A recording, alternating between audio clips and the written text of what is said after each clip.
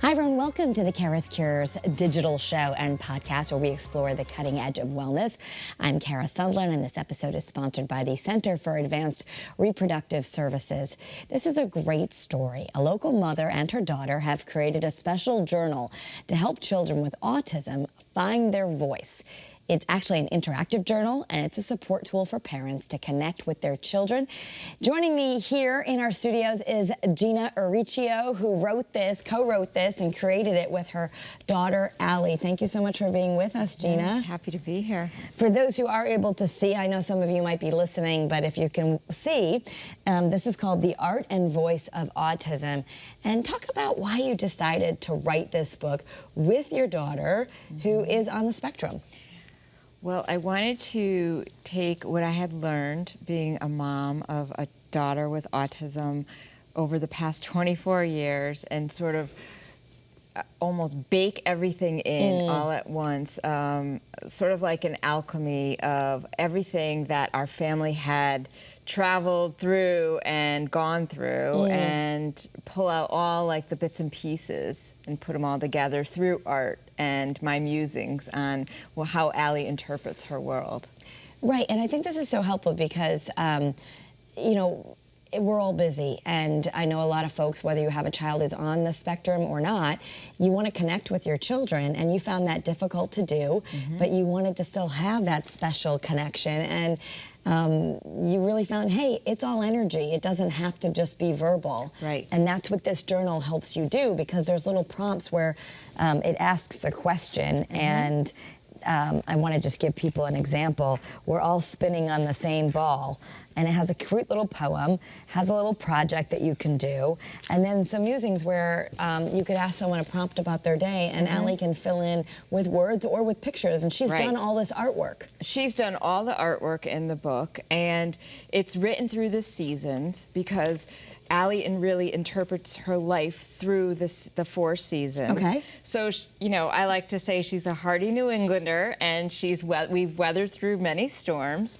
She is, and she loves to interpret life through the seasons. So, you know, we move pretty quick, as the seasons kind of do in New England, and I decided to piece it together through each season. So within each season is 3 or 4 little mini chapters with the musing, the artistic expression, and then the option to journal or create art, and then there's a quote and sort of Allie's interpretation of the season. I love the one for Snowball, especially here we talk about a lot of different ways for self-care in CURES, and it's just even introducing children to the idea of self-care and self-compassion. And it says, how do you keep your summer heart alive in the winter? There's a great little poem, and you can talk about how you're taking care of yourself. And then you, as someone who's got a lot of experience with yoga and meditation, have made it super simple.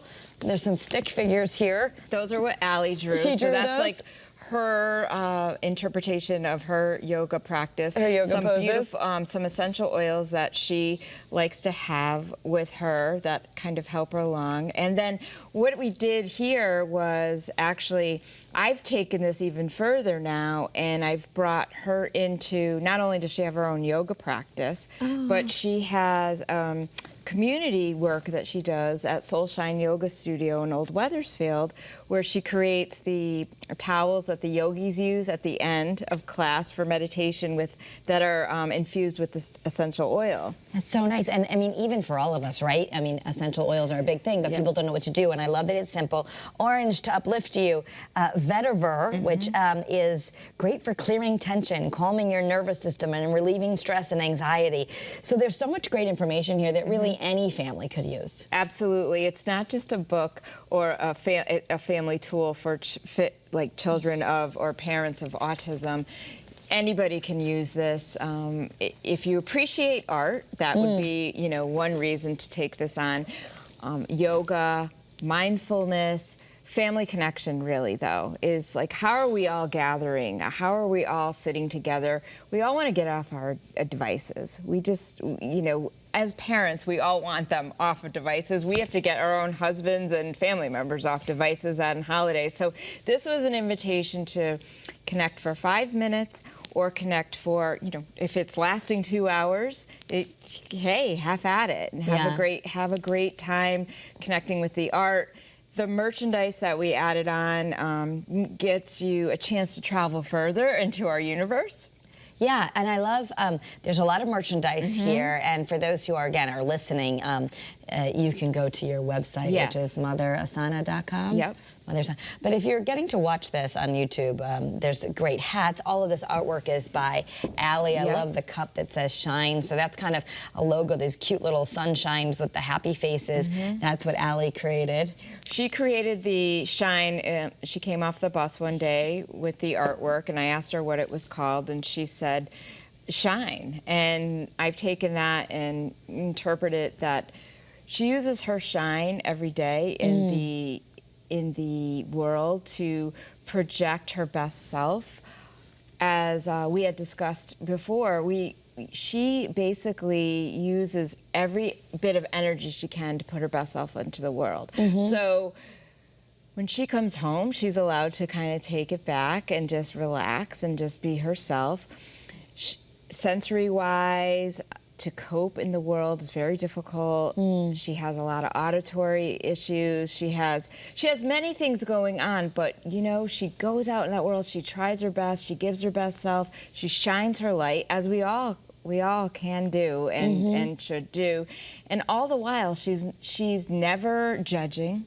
She shows no jealousy towards anyone. She shows no prejudices. She shows none of that. She's just shining her light. And to those who can see her and really see her gifts, they can receive. And that's the exchange of really the energy of the merchandise. I mean, through the book now, we have, the merchandise actually came first and then the book was added, but it's just this beautiful energy exchange that when you wear it, you feel good. You have the shine on you. You're projected to shine. And then now with the book, the family actually has a way to sit down and say, there's so many parents that don't know how to connect with their families. There's so many people who are desperate to just find that 2-second connection with the autistic individual. To just see the smile or make the eye contact with them. And I love being in a parallel universe with Allie where maybe we're just working side by side, but we may not be doing the same thing, but we're sharing each other's space. And that leaves the openness to the connection. So if I'm gonna be on my phone, and she's on her phone, then we can sit together and be on our phones, but we're still sharing this space together. And it's a way through art now that she can create, and she's given the opportunity to go out into the world now and really have this extra sense of, like, she has her own purpose. Yeah. But she has this extra sense of purpose now. Well, and amazing that you were able to explain it and show it to the world and help other families. I mean, that's a real gift to be able to do that, because I think you're right, so many people are yearning. I also wonder, obviously, it wasn't all sunshine and rainbows for you. I mean, it was difficult. You talk in the book about the people staring you down at airports and at grocery stores, which you lovingly say those are great classrooms. So I guess you look at this as a learning experience. But what do you wish, there's people who are listening who may not have an autistic person in their life and just don't know how to relate, don't know what to say. There's kids who don't understand and then they're mean. I mean, what do you want people to understand about those folks who are living with autism? I think that the basic message is that, just to step back before you lunge forward and make any assumption about anyone, just take a moment and step back and let yourself just accept this person's energy who's coming at you. Because we don't really know, what's going on. We've all as adults heard that expression, you don't know what's going on for someone every day, and everybody's fighting a battle and stuff. But our battle really has been, literally living it out loud, while we're walking through a grocery store where there could be a tantrum and we've got to abandon our grocery cart because we can't stay in the grocery store anymore, My son can probably explain it best as a sibling, where after a while you just dismiss how the people perceive you. But I think the best thing people can do is just wait and not make any assumptions. And then if they feel the spaciousness that they can offer help, then offer help. Not everybody has to. Yeah. But you can also allow the family just to continue on in a quiet manner, because we're just pushing through. We're just trying to like get out of the store at that point, or get onto the plane. But people don't understand, why is someone who might have autism acting out in a store? And we know that now they're offering sensory-friendly performances, but I don't know that people really understand why. If you can explain why. Oh, so basically, autism is a spectrum of a variety of disabilities. I want to say, and many abilities. Yes, yes. So sensory processing is a big part of the autism spectrum, and you've got bright lights, you've got a lot of smells in a grocery store, you've got cold air, you've got a lot of noise, you've got babies crying, you've got carriages making squeaky sounds. So taking that all in and then trying to process, like, first we're going to go buy the carrots, or we're going to go and looking at the list. The connection to the brain, it takes us a minute. And so for Allie, not having the connection to the brain to say, you know, it's too loud sometimes, she'll have her big headphones on or whatever. There's a lot that goes into an environment. Even if you think it's the most quietest place, like, you know, you and I are sitting here and there's not a lot of hustle bustle going on, there's a lot of warm lights, there's colors, there's the camera, and so she has to take in a lot of information. So I think it can be just overwhelming, and then people, there's a reaction. People just really have to wait and just give them a chance to walk by, because I think sometimes you want to help right away, but the biggest gift you can give an autistic person is space. Personal space. Sometimes they need personal just space. Yeah. And I know yoga, art, all of that has helped you, and it's even helped. There are adults now who are just finding out that they might be on the spectrum, have wondered, well, is that why it always bothered me that I got overwhelmed around loud things, or to loud televisions, or difficulty socially. So, I think you said this beautifully earlier, before the podcast, that one doctor told you if you've met one autistic person, you've met one. There's really not. It's not like everybody has this experience. No, everybody, and every family is having a different experience. And that's why it's so difficult to draw in and create, which I think, you know, that was my mission, so it would be attractive to all families. And as I had a couple moms and review this, that, you know, that's kind of the reviews that I got, that it's attractive because it doesn't attract and say you have to be this way to do it, or you have to love yoga to do this book, or you have to love art to use this book. You are just, in this book, we are just fostering some kind of connection with the family and the child or the adult. The caregiver can foster connection, the direct service provider, the cousin who comes over, who's going to be, you know, the best buddy. Yeah, it's great ideas. You know, and also and it can be through anything in the book, as far as, you know, painting, creating a recipe, and then maybe going to the grocery store and taking that out into a daily living skill. And you make it super easy. I love that you're saying, like, when you do a cookie board, you can even buy store-bought cookies. No judgment here. Right, Because some people are like, I've got enough and I can't bake. Or here's the snowball situation. It's a, you know, cookie basket creations. Make, decorate, or buy cookies. But, you know, sometimes you just need those suggestions. So they're coming from you. You also were diagnosed with breast cancer, and there's a special one as we do this in October, a page that says, "The sad is over." That's how Allie interpreted it when you found out you weren't going to need chemo. Right. So basically, in this section, I put it in fall because it is October, Breast Cancer Awareness Month, and we use a quote, one of my favorite quotes, that says, "You're going to make it, trust me." Yeah. And then Allie, basically, at that point in our lives, I mean, she was 15 years old, so she'll be 24 this fall. So she was in school, and she would go to school, and I had all these surgeries going on, and all these doctor's appointments, and I was like not ever stopping before, so she had never seen me like laid up in bed. Slow down, right? Yeah, and so she interpreted it by listening to Christian praise music, and playing "Shine Jesus Shine" and different Christian praise musics through the house while I laid upstairs recovering.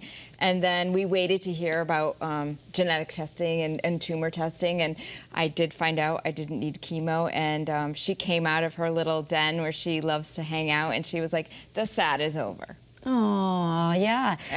But for someone, even for those who maybe haven't been through breast cancer in their family, this is a journal prompt of, in what ways has sadness entered your life? Where does it reside? Where do you let it go when it takes up too much room? Who inspires you?